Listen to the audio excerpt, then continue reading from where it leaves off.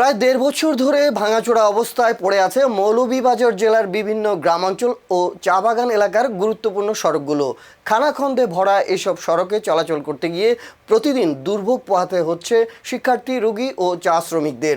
মৌলভীবাজার থেকে মঞ্জু বিজয় চৌধুরীর পাঠানো তথ্যচিত্রে ডেস্ক রিপোর্ট।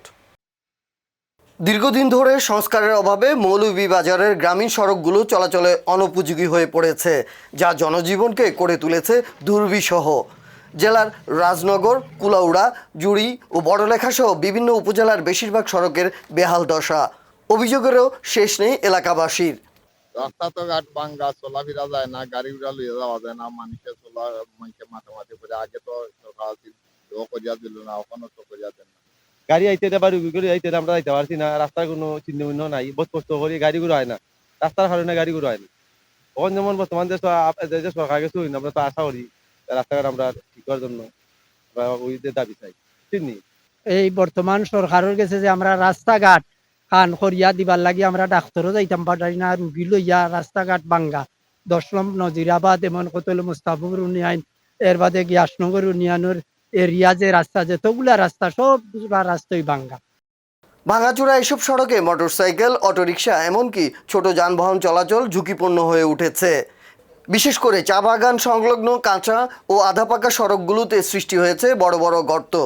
আর রুগীগুলো যাইতে অনেক কষ্ট হয়, রুগীরে লইয়া যাইতে অনেক কষ্ট হয়, সাধারণ মানুষেরও যাইতেও কষ্ট হয়, আর রুগী সকল নিয়াল এই রাস্তা দিয়ে যাতায়াত করতে অনেক কষ্ট হয়। কষ্ট করি মানে চলতাম, মানে রাস্তাঘাটের কোনো কাজ কাম এখন পর্যন্ত হয়েছে না। আমরা গাড়ি লইয়া ঢুকলে দেখা গেছে আমরা ক্ষতিগ্রস্ত হয়, গাড়ি নষ্ট হয়ে যায়, গাড়ির চাকার মানে অনেক সমস্যা দেখা দেয়। রাস্তাঘাট অনেক ভাঙ্গা কারণ হলো দীর্ঘদিন অন্তর্বর্তী সরকার থাকা অবস্থায় রাস্তাঘাটের কোনো কাম হয়েছে না। খালি আমরা না যেবার ইউনিয়ন নাই, বৃহত্তম মৌলভীবাজার জেলার ভিতরে যে কোনো যে ইউনিয়নে উঠা আপনার প্রত্যেক ইউনিয়নে গিয়ে ভাইবে রাস্তাঘাট ভাঙ্গা। আমার বাংলাদেশ সরকারের কাছে জোর দাবি হইলো আমরা যে রাস্তাঘাট ভাঙ্গা আছে। সরকারের পর সরকার এলেও গ্রামীণ এসব সড়কের হয়নি তেমন কোনো উন্নয়ন বা সংস্কার, উল্টো দিন দিন হয়েছে আরও খারাপ। জনপ্রতিনিধিদের জানিয়েও হয়নি তেমন কোনো কাজ। আমার বয়স প্রায় 35-36 বছর আমার বয়স।